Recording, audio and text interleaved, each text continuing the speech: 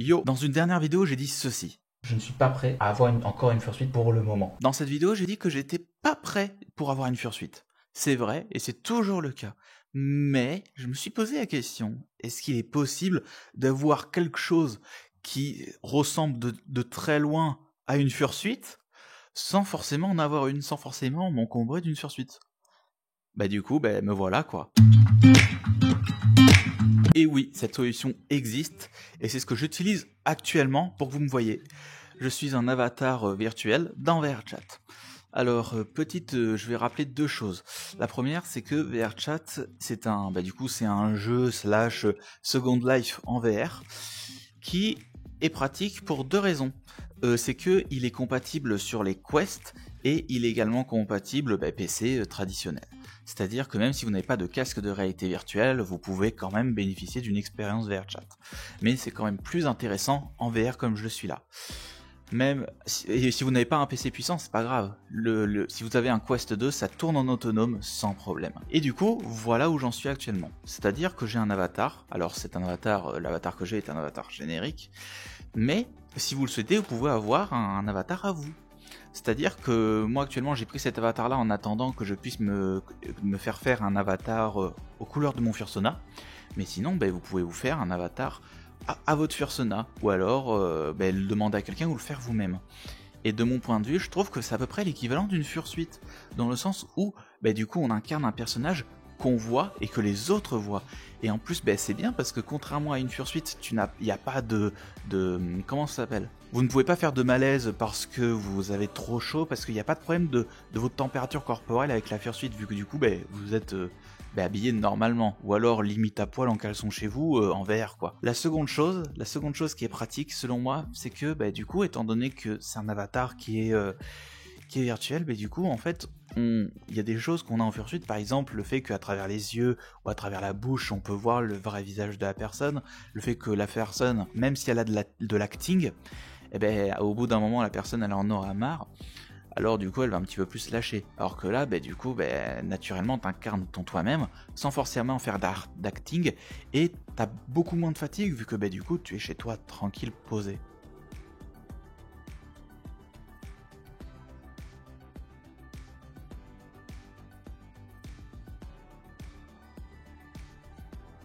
Une question que vous vous posez sans doute, c'est pourquoi je parle de ça maintenant? Pourquoi j'en parle aujourd'hui?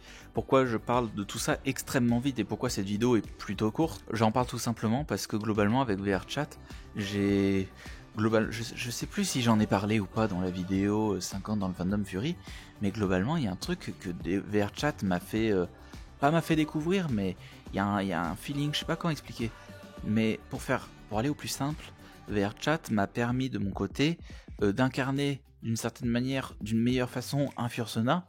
Alors bien sûr je sais que l'avatar que j'ai ce n'est pas mon Fursona, c'est un Fursona générique que j'ai trouvé sur une map, mais il y a un truc, je sais pas comment expliquer, mais c'est le fait de se dire, là je vois mes mains, et je tourne mes mains, et ce sont des pauses quoi, ce sont des pauses. Je me touche le bras, bon d'accord c'est encore ma peau normale, mais je me dis, waouh, voilà quoi, je sais pas comment expliquer. C'est des sensations qui, le fait de me dire, mes mains sont des patounes, le fait de me voir tout simplement en tant que en furie, c'est-à-dire réellement, c'est-à-dire sans fursuite, sans rien. Bon, bien sûr, je sais qu'aujourd'hui on n'est pas encore, la techno de la VR n'est pas encore aussi perfectionnée que la plupart des gens le vantent. Et la VR actuelle, à l'heure actuelle, pose beaucoup de problèmes, dont également de la puissance de calcul. C'est-à-dire que, par exemple, un Quest 2, c'est la puissance d'une puce de smartphone. Donc, on n'a pas des résultats fous en termes de graphisme. Et même avec un PC, globalement, il faut avoir vraiment un monstre, un truc avec des performances monocœur de folie, avoir une carte graphique avec beaucoup de VRAM. Je parle dans le cas de VRChat, bien sûr, je parle pas dans le cas des autres jeux.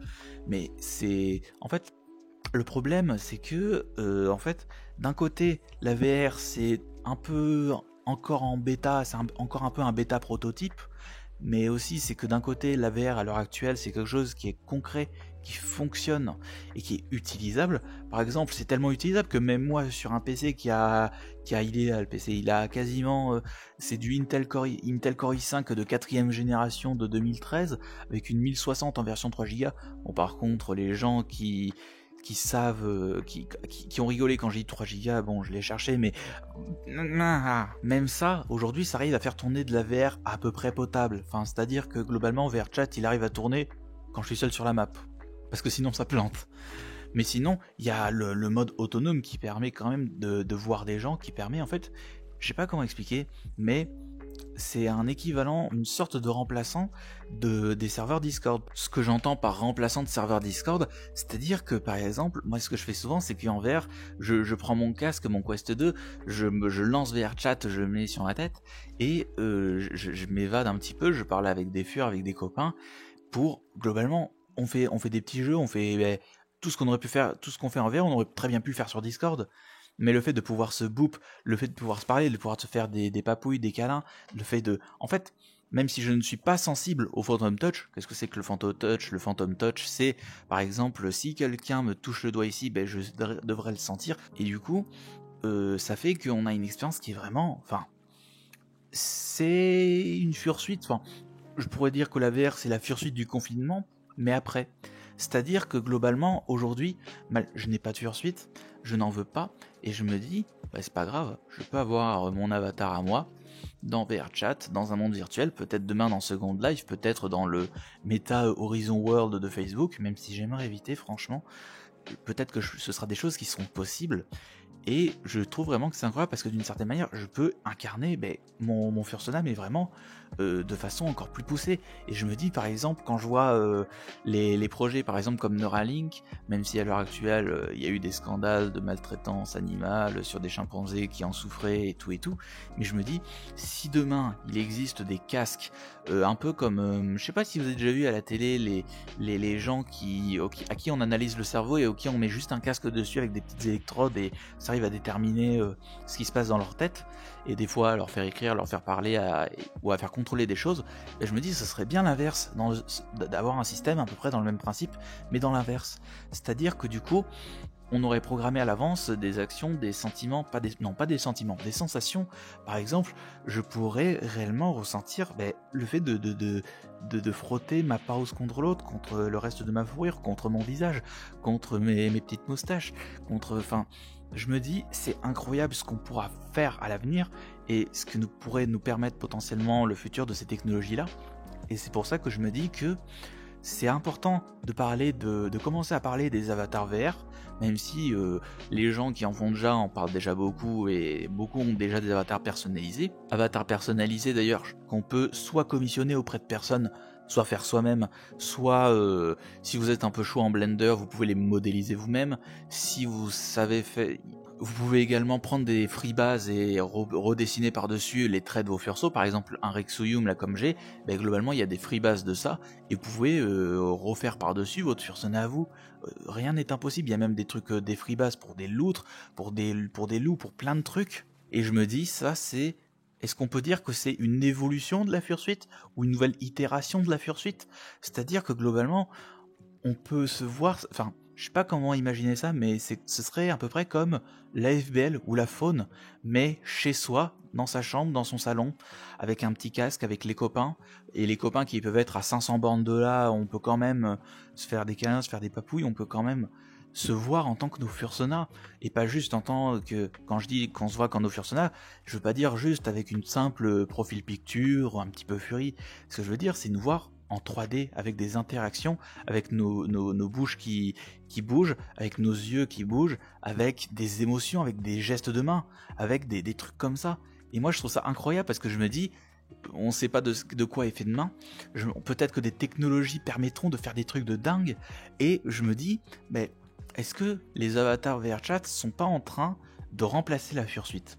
De mon point de vue à moi, et je me répète beaucoup, mais je sais pas si on sent mon enthousiasme dans ce que je dis, mais pour moi, d'une certaine manière, les avatars VRChat demain seront les fursuites de demain.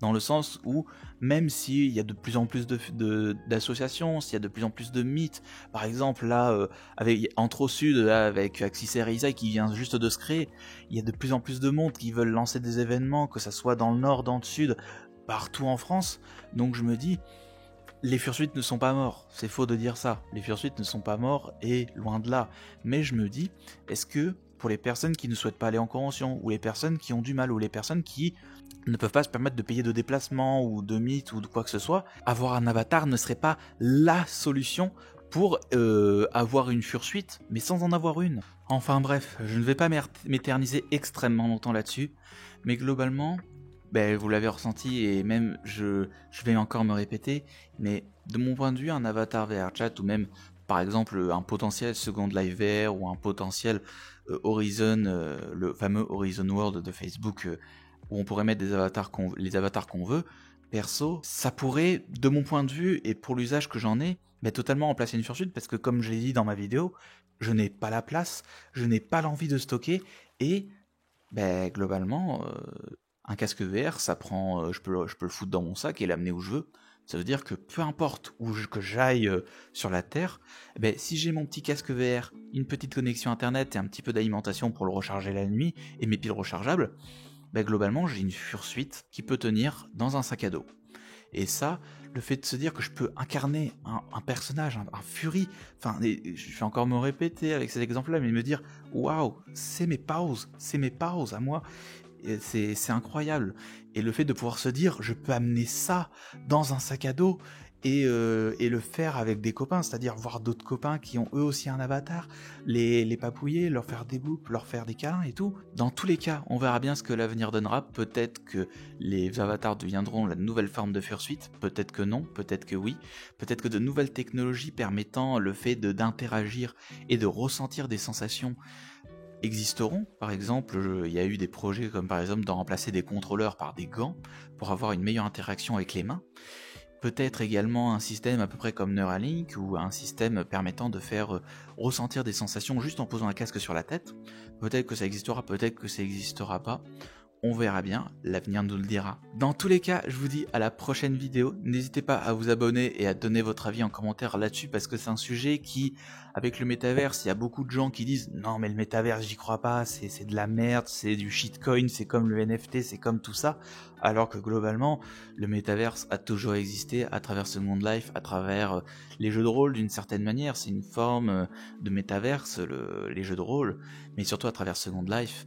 Et le cycle est un petit peu en train de se répéter, c'est-à-dire que on est en train de recréer quelque chose, un monde virtuel dans lequel s'évader comme l'a été Second Life à son époque, avec maintenant la VR et la possibilité de voir de nos propres yeux avec, comme si on y était. Dans tous les cas, je vous dis à la prochaine vidéo, et à plus, ciao!